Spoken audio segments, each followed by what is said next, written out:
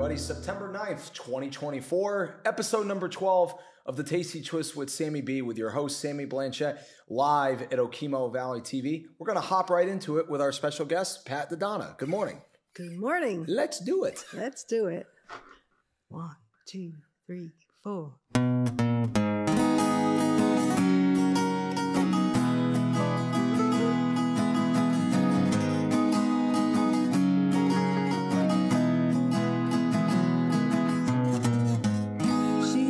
Taking back the night, hid her motives out of sight, hit the room by candlelight, so bright she knew what she was doing. She liked to say she was a mystic. Some people thought she was twisted. If there was a curse, she would lift it. To spell it, make you think she was fooling. Oh, how she cried, how she cried. For no reason. Oh, how she lied, you know she lied. Magic treason.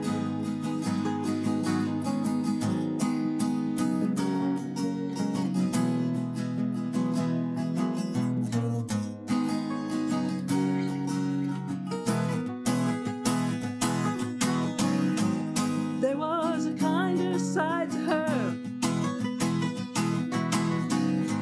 She'd like to tell you who you were. Take your money or what for? Push the door to the cave of your longing. She'd forget that you were there. Leave you lusting for a prayer, or for some reason for her to care. But no fear, it was a movie you were wrong in. Oh, how she cried, how she cried. For no reason. Oh, how she lied, you know she lied. Magic treason. Little instrumental.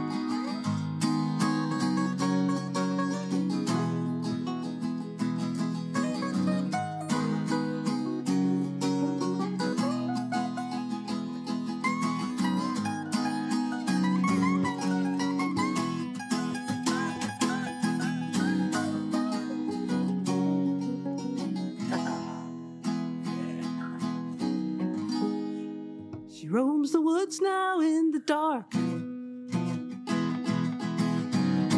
She'll sing you songs just like a lark,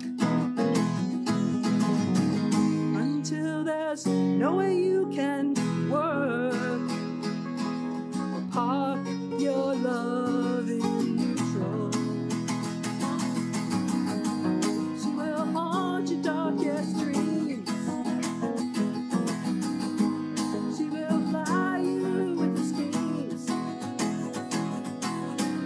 Nothing with her is as it seems, only the means to something less than truthful. Oh, how she cried, how she cried. For no reason. Oh, how she lied, you know she lied. Oh, how she lied, you know she lied. Oh, how she lied, you know she lied. Magic treason. Yeah. Yeah. All right. Yeah. I like that. Very nice. Thank you. Pat Daddona, everybody, from Waterbury, Connecticut, originally, right? Yes. Yeah, now Springfield, Vermont. Yes. Yeah, awesome. So that was a song called Magic Trees and off of her brand new album called Roads, which was released June of last year, right? Yes. 2023? You got it. Awesome, awesome. How many special guests did you have on the album? Oh my God. So I had a banjo player, violinist, 2 vocalists, drummer, and then producers. And you did it over at John Sawyer's studio over in Chester. Yes. Yeah. How was the recording process? Was that your first time in a studio professionally, or you've done it before? The first time professionally. And so I had I got my chops in New London, Connecticut with Ron Glethrow and Mike Bailey and a bunch of super great performers there. And we did a very, what would you say, quick dash kind of recording. And I was very new to recording. And, initially I didn't even want anything other than the guitar. But recording takes a lot of chops. And it's a challenge. It's a timely process also, too. Did you find it to be nerve-wracking at all? A little bit. I am not great with rhythm. And so I'm very folky, and I do my own thing.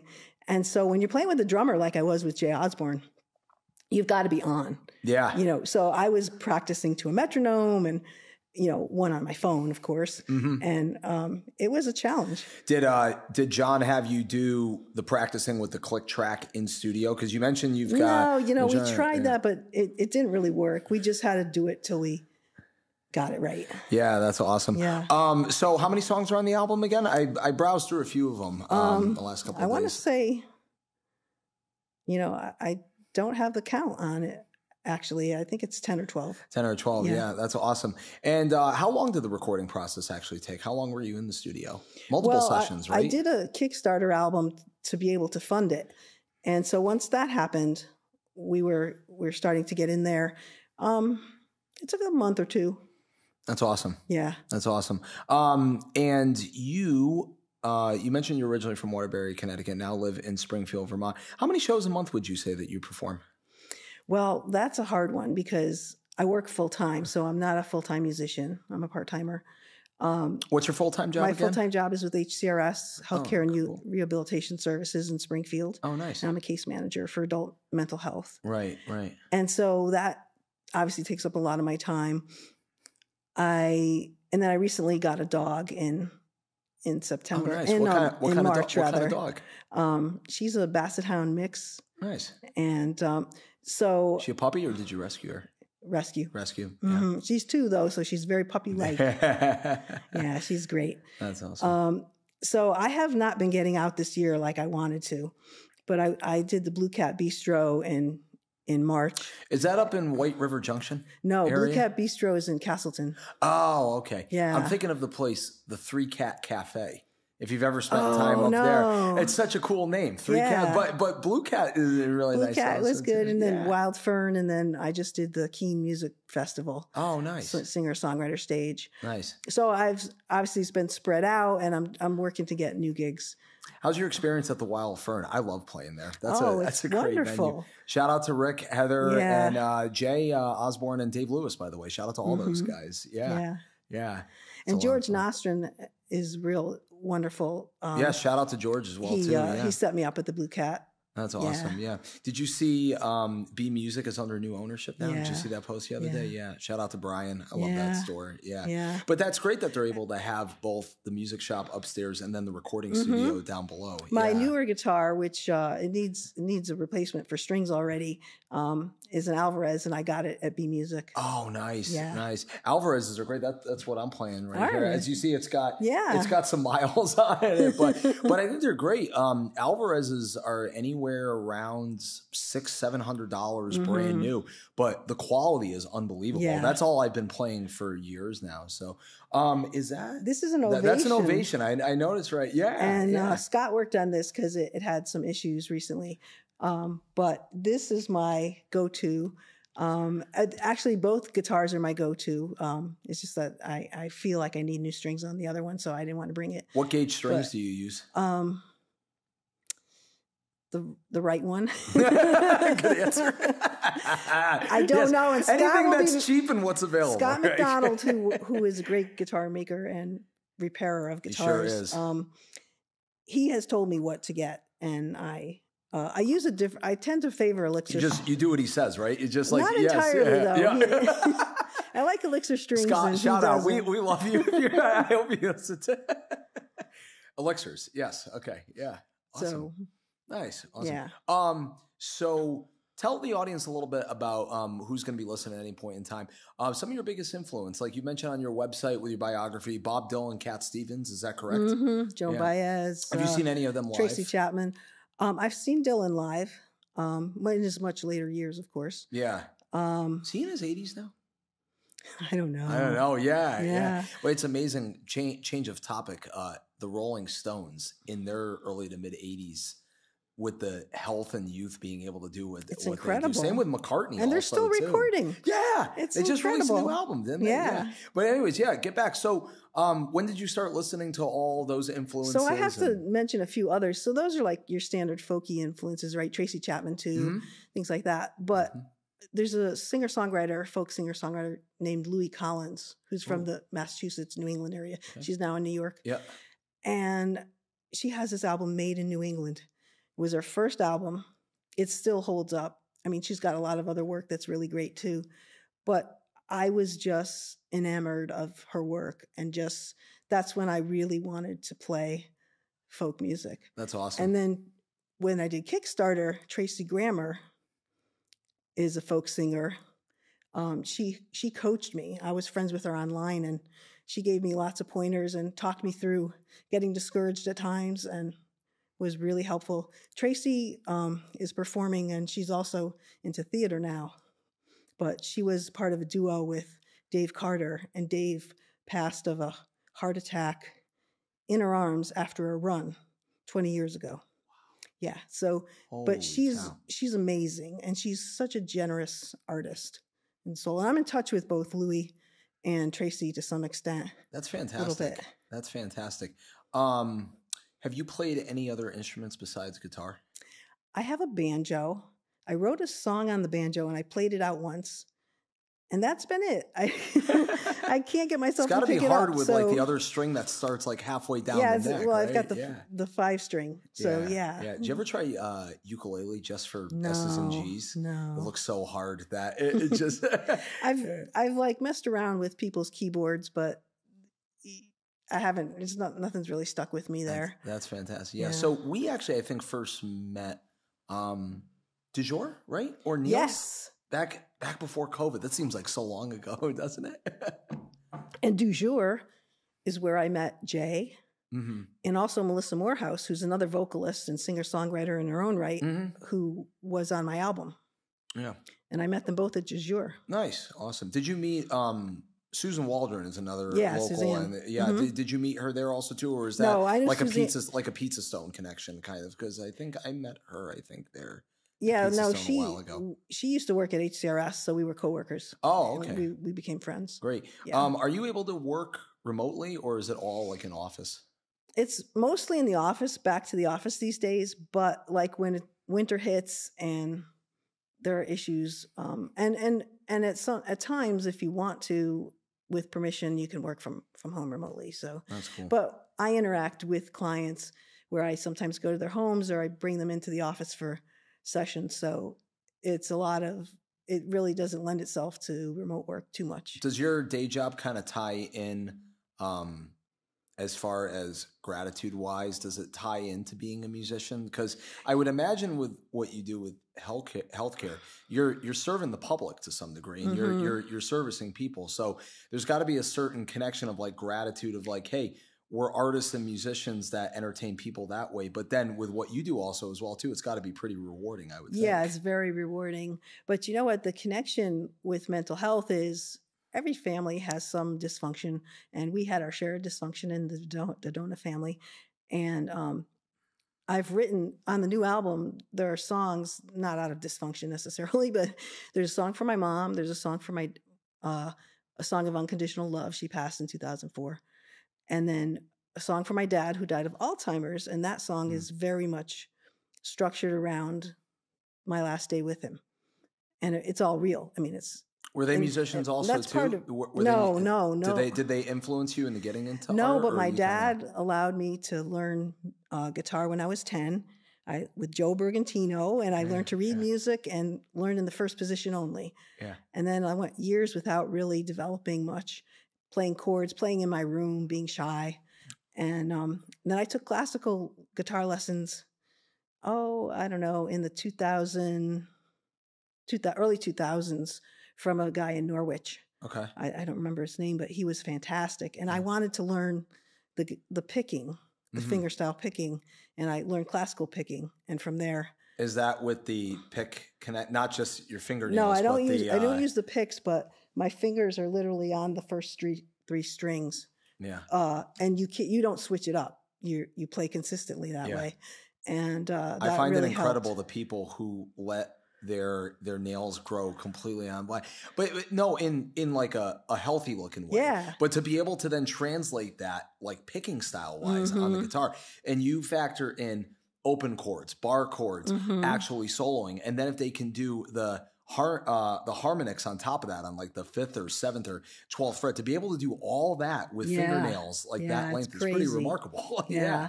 Haven't been too successful with the picks that you put on your fingers. Yeah. And seems challenging. I try and let this hand nails grow a little bit so I can get some resonance. Yeah. How did you decide being a right-handed guitar player? This is a question I actually haven't asked many musicians, but sometimes it's weird. You can, for example, I bat left-handed in baseball and I throw with my right hand. So how does one know when they're left-handed or right-handed, or can do both? That's gotta be. Did it just feel more comfortable? Did you try left-handed? I was only 10, so I pretty much had the decision made for me.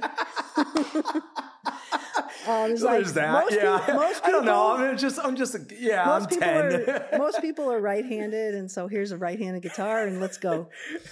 So that's awesome. Yeah. When did you move up to Vermont? 2018. Nice. Yeah. On a whim, had a plan? No, I came with my partner, and she had a long-standing desire to turn her second home in Vermont into her permanent home, which she did. And she lived in Connecticut as Chester. well, too. Yeah, and Chester. She's from the Hartford area. Oh, okay, yeah. So, and I was from the New London area. Yeah. How was gigging in Connecticut, if you did much of that when you lived down there? When I was in Connecticut, I released an album, and there was something called the Whaleys for a short time. It was an award kind of program that they developed out of the blue, and I worked at the newspaper. Is it the shape of a whale, like the whale's tails? Yeah, one of my coworkers said, "You've been nominated for a Whaley for Love Is Hard, your album." And I was like, "No, what's you're kidding involved me." with that? Yeah. But anyway, so that lasted for a few years. But the gigging, so there are a lot of wonderful professional musicians. Hugh Birdsall, who did a little bit of recording, studio recording for the violin for me, is a really great performer and songwriter in his own right, and part of a band that's passed. And Sue Menhart. There were a lot of I didn't gig a whole lot. I did the festivals and things like Sail Fest and things like that. And then a lot of people at those festivals in the audience and attendance. Yeah. And then what was really great was, well, not great, but I got laid off at the day after 14 and a half years where I was a journalist. But, the industry was in a downturn, and it was not a surprise. Yeah. And I ended up at Providence Business News in Rhode Island, and I did something called Jamathon. Oh, wow. Yeah, and you go into a room, you're with total strangers, and you come up with 2 songs. And then they put them on a CD, and covers or originals, or a mix of originals? Yeah. And the pianist was really good, but he didn't stick with us. But Luke Selden on banjo and Jennifer on vocals and Aaron on drums, we became a little group called We Were Strangers. And I like that. Of all the stuff on YouTube that I have, I really prefer to watch back. you don't like to watch back your stuff, but if I had to watch back my stuff, yeah, I would watch our own back, worst critic, as they say. Yeah, I would watch back we did a whole show with The Day had a program where they featured musicians, and the band did a show, and so I would say there's to kind of tail off. That's an interesting perspective you say on. It's hard to like listen back to our own stuff because I've been performing in front of people for 21 years now already, like since I was 14, making money at whatever, like when it started when I was 18 and 19. But yeah, it's always been one of those, I don't know if it's my voice. I don't know if it's a particular guitar solo on a certain cover or original at a certain year, how much I've evolved. Yeah, it's a mental tease to be able to listen to yourself like, hey, I'm just going to listen to this, or I'm going to stream this in the car on the ride to a gig. And is that a psychological thing by human nature? Like, I think we're all guilty of being our own worst critics, right? As artists, I think so. And I never considered myself a singer. It was always the writing and the guitar for me. Yeah. Until other people heard me and said, you have a good voice. And I was like, you're kidding. But you know what? Billy Joel recently said that he hates his voice. Really? And wow. He said that. And I was like, thank you for saying that. I can believe that. I mean, it's a different kind of voice. It's not, but I think all of us go through that kind of. A spin on that could be maybe we always think there's room for improvement. Mm-hmm. We hear that it happened. You can't fix it and can't change it. But now, okay, I'll listen to a little bit. All right, turn it off. But what you can work on, you think you should work on. And the danger is that you compare yourself to someone else, and you can't compare yourself to someone else. You are you. Absolutely, so and that goes well beyond art and music. By the way, that's life. That's comparing industry to industry, what someone does personally, and everything. And the reality is, there's almost 9 billion of us on the planet. We are all just ourselves. Yeah, that's what makes interacting and engaging with people so unique. So, anyways, take back to the playing with bands or solo days. You've done both, right? You've worked in bands in front of people, but also solo shows, right? Do you have a preference on either? I would love to develop a duo again or something comparable to a little band, because the comfort on stage, the comfort level is so much easier. You're looking at each other, you're smiling, you're getting your vibes from one another, you're in sync. And, listening rooms are tough. I like them because I write mostly original music. When I play out, I play covers and I learn new stuff, but my original music is my passion, so I want to be heard. But I enjoy, like when Suzanne and I did after the show for the album, Suzanne and I got out and did some things, just her and I. And it was nice because I had that other person standing there. Yeah. Because the nerves get me still. Kind of makes time go by when you don't think about it also too. When you've got someone else there to do half the work and you guys feed off of each other, you're smiling, having a great time. Exactly. It kind of makes you forget about all the other things of who in the audience is solely or not solely paying attention.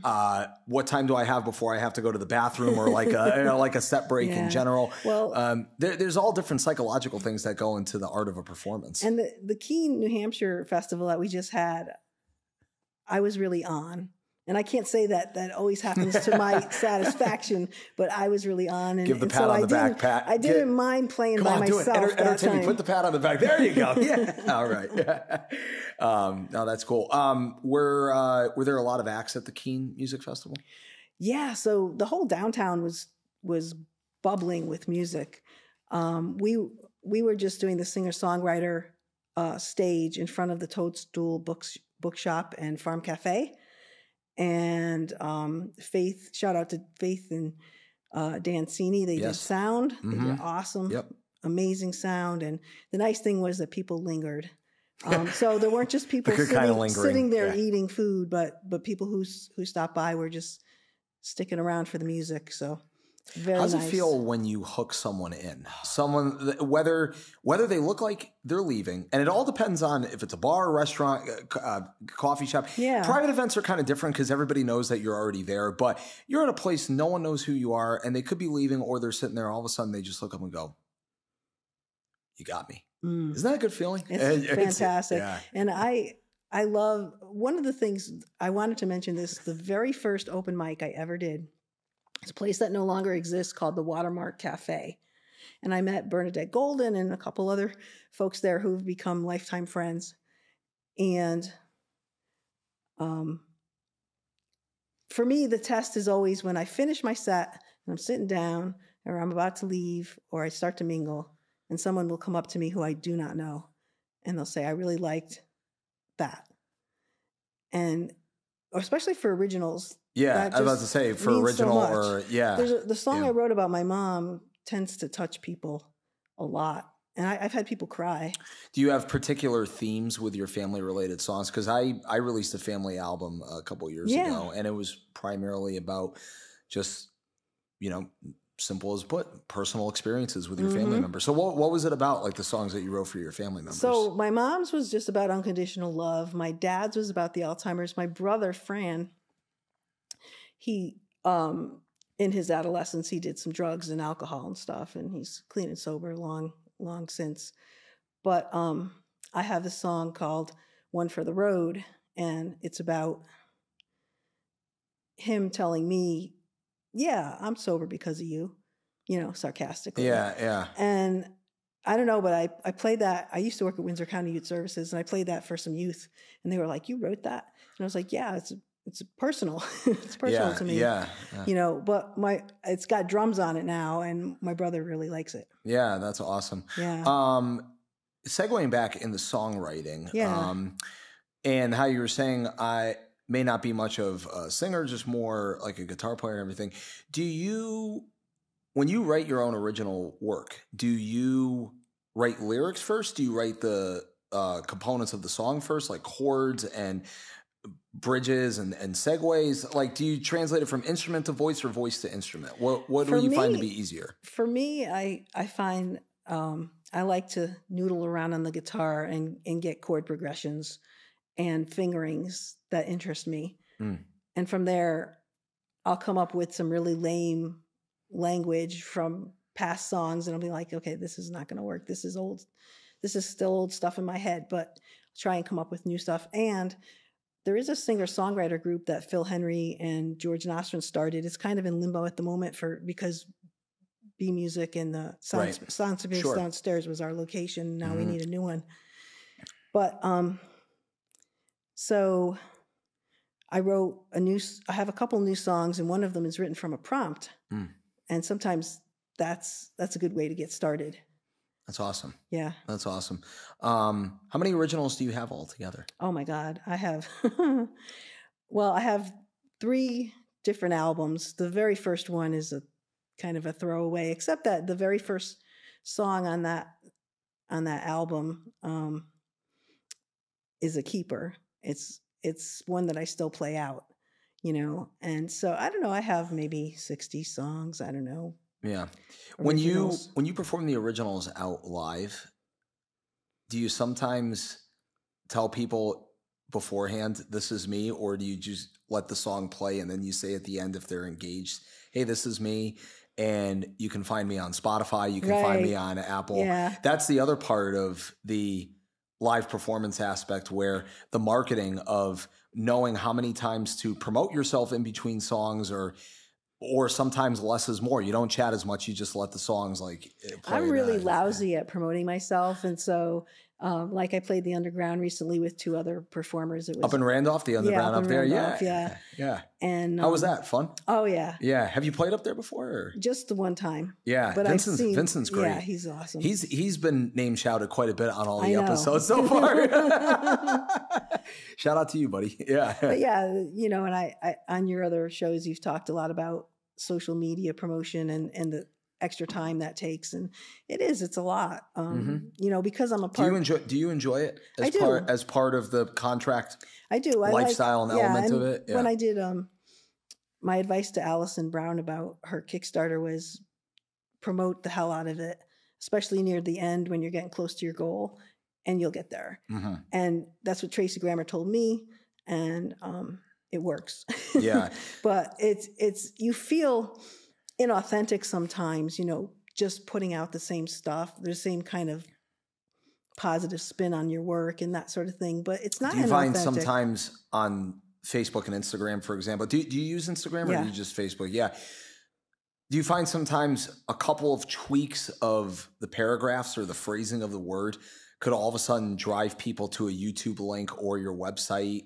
I don't know if you have you experienced that? Have you experienced that? Because I don't really pay attention to the metrics of my website platform, but it is amazing sometimes the psychological end of people with marketing and sales, because this is salesmanship, what we're doing right here. I know that one thing that has driven people to pay attention is when I upload video, and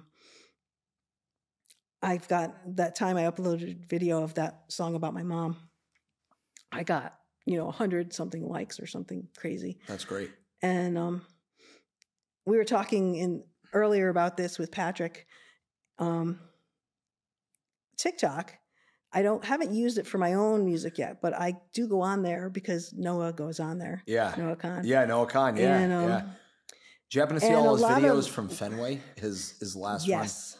Huge. Yes. Like that just looked like a huge turnout. I'm on a waiting list for the Essex Junction show on the 19th. Oh, really? Yeah. Oh, nice. I don't think I'm going to get the tickets because I've been on a waiting list for months. Nice. And but I did. Did you ever get to jam with him at open mics years ago before he obviously became big? No. That was the one thing I forgot to mention with Allie T in episode number 1 back in July.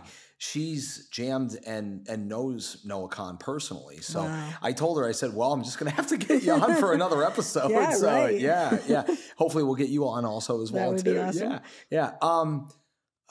Where are we? Segue right there. We're talking about social media. That's right. TikTok. Social media. That's right. Yeah. And so you use TikTok just for viewing, right? You haven't used it for right now. music yet. Yeah, but I want to because the clips do draw a lot of attention. Oh, for sure. Yeah, it's very engaging. Yeah, it's a very engaging platform for sure. And it's a great way to find new artists as well. Oddly enough, with TikTok, so I'm terrible with putting videos on it consistently. I'm mostly Instagram and Facebook. And this is a young guy who's been absorbed around all the apps, like in my existence and everything. And it's like, oh, I should be on board with all this and use this and that. But because it's part of the job of being an entertainer, I'm like, I hate to say it, I'm like, another app I have to learn, another app I have to like consistently do. But however, how I got a lot of people to start following me on TikTok, believe it or not, actually had nothing to do with music. It was skiing at Killington videos, spring skiing videos, where I'd be at the top of the superstar chair. I'm like, hey, this is what it looks like on Memorial Day. And everybody be like, come on, man, there's still snow. Wrap it up. It's over, man. Come on, April happened. Blah, blah, blah. So, yeah. But that's a very good point. Speaking of videos, one question I did want to ask. Yeah. When COVID hit in March of 2020, I and a lot of my friends, primarily being like full-time musicians, had to learn a lot about Venmo, PayPal, and Facebook Live. Did you do a lot with Facebook Live or a little bit here and there? I did some here and there with Facebook Live. And then there was a woman out of state doing a kind of gay-oriented show. And I did that. And but I don't use Venmo and PayPal much. At PayPal, I have set up for my Bandcamp account, but I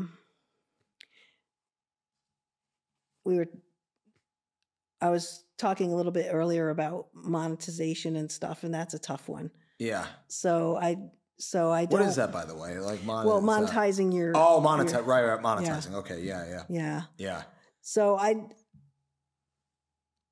because it's always been my passion and an avocation and not my vocation, I haven't really paid enough attention to how to translate into getting paid for what I do. Well, one of the streams could be Bandcamp, for example, right? Because now that your new album Roads released last year, I'm sure it's on Bandcamp and DistroKid. Yes. And tell the folks tuning in just the best ways like people can follow you, whether it's your website or Facebook or your music? So a couple things. There's Bandcamp, Pat Daddona, bandcamp.com.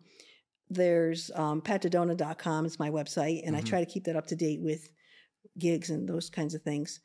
And then on Facebook, as I say, on TikTok, I need to get started. But on Facebook, I have 2 profiles. I have Pat Daddona, which is my music profile, or Patricia Daddona, I think it is.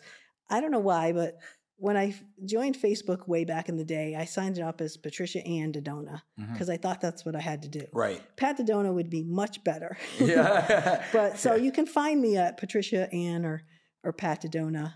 That's great. And you have an Instagram account also too, you mentioned? Yeah. What's that? I don't know, because Facebook automatically it shares. Yeah. Yeah. That's cool how it does that. I haven't paid a lot of attention to what that looks like. Yeah. That's well, I mean, Instagram is just, it's another version of a Facebook status update, but just with pictures. And yeah. Oh, that's another thing also too. So videos are great. I totally agree.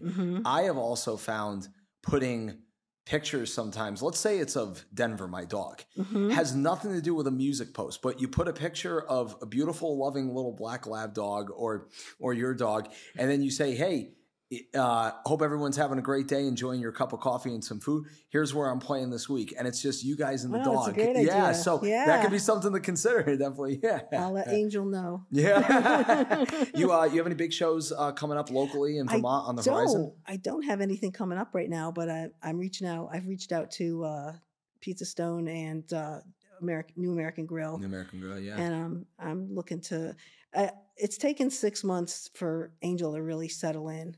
And she's doing that right has really preoccupied me. So and she's your she's agent? She's my Basset Hound. Oh, Basset Hound. Oh, okay. She could be your agent. That went way over my head. I'll let Angel know. Oh my God. I'm getting there. That's funny.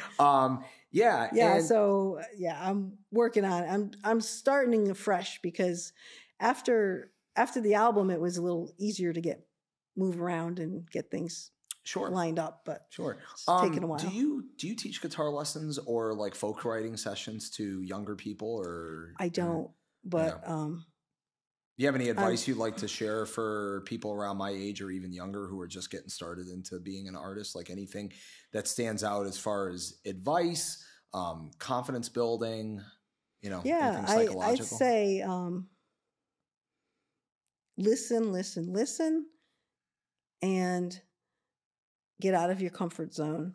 I did a coffee house type performance in my senior year in college with a guy I was dating at the time. It didn't go well. I think it scarred me. But, I think I was shy. I ended up playing at church a lot and kept the guitar going that way. But, life is short, and I am a bit of a late bloomer. I didn't start writing in earnest with my music until I did write some songs as a younger person, but I really didn't start until my 40s. So I'd say, it's all, and I remember preparing for the Watermark Cafe open mic and just I have to do this. I have to just do this. Could be a good advice also too to segue into you can start something at almost any point in your life. Yes. If you put your mind to it, you can do it. Or it's never too late. It's never too late. Yeah, exactly. Yeah. That's a great motivational piece, I think, for anybody, because we all have these moments where we get caught in our words. I can never do that. I can't do this and that. No, if you put your head down and actually focus on the prize, there might be a lot of sacrifice involved, but including this, by the way. And if you stay open to music and different genres, I mean, back in the day, my brother listened to Jethro Tull and Led Zeppelin, and I didn't care for the rock stuff. He was in his world, I was in mine. Sure. But one of the songs I play out now is "Thank You" by Led Zeppelin by Robert Plant. Yeah. And so you got to stay open to music. Yeah.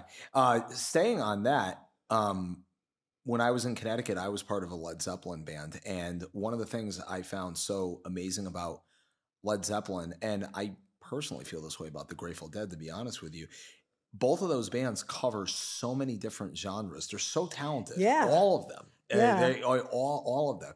And I saw years ago, Robert Plant did a interview with Dan Rather. I'm sure you're familiar with Dan Rather, like how good of an interviewer he is. And one of Dan's biggest questions to Robert was, so you're playing out with Alison Krauss and playing with like a bunch of different musicians. How come you're not into the idea of revisiting Led Zeppelin again, like playing Led Zeppelin music out? And Robert Plant just said, well, personally, we had a great time. I had a great time recording it and stuff 40, 50 years ago. But that was then. This is now. It's time to keep like things full steam ahead. And I think that was very cool and very important, because it's nice to be able to have all those genres under your belt, like what you can sing. But you're also looking to push the envelope now with someone like Alison Krauss for years now. He's been playing with, but to just strive for something new. People can always go back and listen to what happened. You don't want to repeat yourself. No. And like when I'm writing songs, it's really Isn't that the definition of insanity? Yeah. Yeah. But when I'm writing songs, if I hear myself with a lyric that's, familiar to me, I'm like, no, step away. Yeah. Give it some space and come back to it. Yeah. And you don't want to repeat yourself in any way. When kind of segueing back with technology, when you come across songs that when you come across a chord progression or something that you're thinking of could work lyrically for a song, you write it down pen and paper style like this, or do you record it on your, or do you record it? Do you record it on your phone, like your camera roll, and then you can come back to it? You save that video. Just so you don't forget. I'm old school. I put it down and I write the chords out manually and like, so. If the power goes out and technology breaks, at least you have it on the right. bass. Yeah. Well, I took a little bit of theory in music theory, but I don't really know theory. So I play up and down the fret, but I don't always know what I'm doing except for in first position. You would say you play more by ear. Do you sight read also too? I sight read, yeah. Sight read, yeah. Well, with the classical, I had to when I learned the classical stuff. Was it hard at first, sight reading? No, because I learned it at 10. Yeah. So the sight reading is, but I don't do it anymore. Yeah. It's kind of, I do play more by ear now. Besides, like wind instruments or, I mean, any instrument, for example, do you think it's critical anymore, really, or not much of an emphasis? I mean, just with all the changes of technology, I'm not talking about like paper written charts, because you can have all that on iPads and computers now and stuff. But do you think there's as much of an emphasis for it anymore? Because for me personally, I went to school for music. I graduated with a music degree, and I was still am always awful at sight reading, because it never fully interested me. Like I had to do it for writing and stuff. But in the words of, say, the late great James Brown or any of like the funk guys, not sure if that's what's going to make the money, man. So it's kind of that was also a phase and a period for me where I learned it, sight reading and all the theory. Now I'm just throwing it all tool live at a show and just seeing what happens. Does that make sense how I explained that right there? Yeah. And it's a tool, right? And it's an education, and it helps inform you as an artist to be able to do those things. But it's like reading. It's just a skill that you want to keep in your back pocket. Yeah. And folks, once again, here on episode number 12 of the Tasty Twist, we're interviewing Pat Daddona from Springfield, Vermont, formerly from Connecticut. How do you like life in Vermont?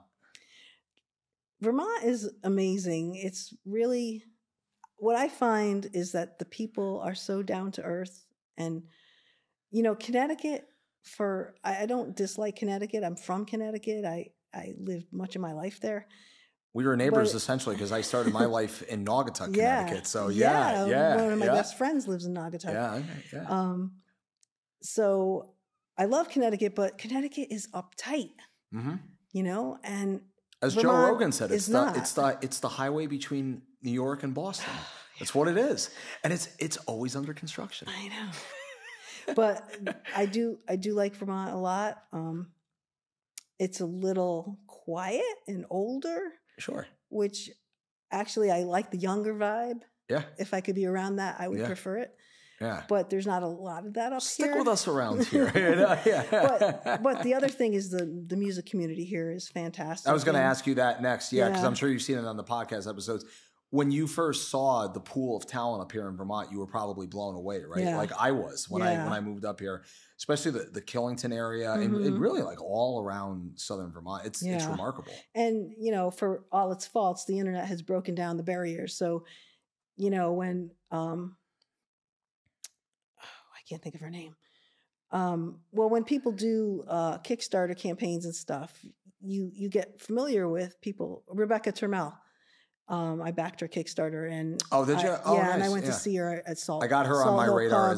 I got her on my radar also too. Sorry. Continue. So anyway, I saw her at Salt Hill Pub at one point, but so the internet makes you want to connect in real time with folks, which I find valuable. And it's very simple in an old school way as calling someone verbally or just asking, hey, this is cool. We seem to have a lot of similarities. Let's exchange phone numbers. And then from there, you can just connect with them that way and then meet in person. With Dujir, that's how as I said, I met Jay and Melissa. Yeah. And we're still all good friends, to this day. So much of what we do as artists and entertainers, I explain this to people all the time who ask about the lifestyle of a musician. I said, it's relationships. It's really just a lot of professionalism, staying in touch with the restaurant and business owners in a timely manner, fellow musicians as well too, just human beings. As much as we're evolving into robots on computers,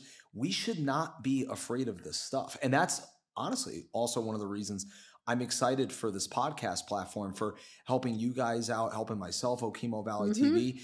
We should not be afraid of this face-to-face communication to help each other out. So, and it's great because you've interviewed some people that I don't know, but then you've interviewed Jim Yeager, who I do know. And so I see a different side of him than I might otherwise see. Absolutely. So it's very nice. And shout out to Jim, by the way.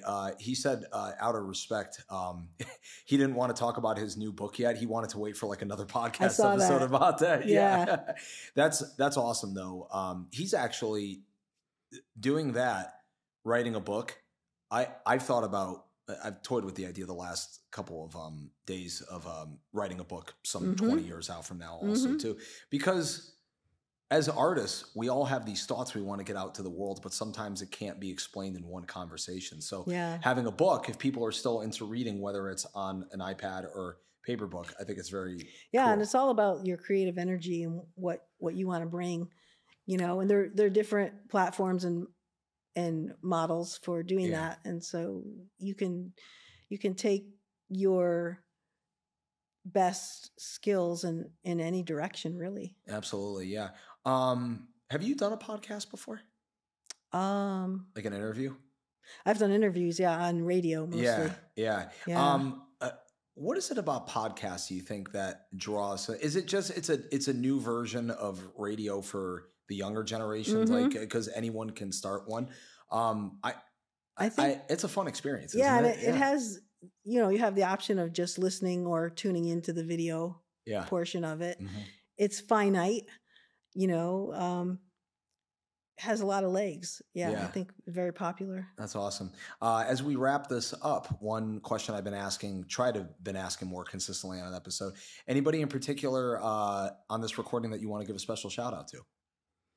Yeah, my when I invited my niece up to visit, her husband is in Korea, and she's living with my brother temporarily in Connecticut. Oh wow! She's coming up to visit next week. And I said, is he serving in the Army or? He's in Air Force. Air Force. Yeah. Okay. South Korea. So there's a base in Connecticut? No. Like a military base? They were in Arizona. Oh, okay. And he had to go out there. She could not go with him, so she went back to my brother's. Okay. She's my brother's daughter. Oh. Okay. But anyway, I said to her, you want to go to a concert when you're up here? And she said, yeah, who?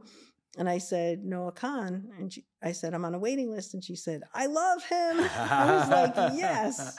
That's so cool. Shout out to Sophia. Sophia, awesome. And shout out to Noah Khan also too for having that power, you know, as much of these artists too. And everybody, once again, my name is Sammy Blanchette, aka Sammy B. Pat, it's been a lot of fun having you on episode number 12 here. Shout out to Patrick, Rebecca, and Peter, our producers here at Okemo Valley TV in Ludlow, Vermont. For any of the episodes of The Tasty Twist, you can download the Okemo Valley TV app. You can subscribe to their YouTube channel. You can also find them on VTEL and Comcast as they air everything on cable television still, once a week or twice a week, 3 times, 4 times, all that. So, Pat, it's been a pleasure, and I hope to have you on here real soon. Thanks. So, and with that here, we're going to sign off. This has been a great episode number 12 of The Tasty Twist with Sammy B. Thanks for supporting Vermont musicians and businesses. Peace. Thank you. Much work.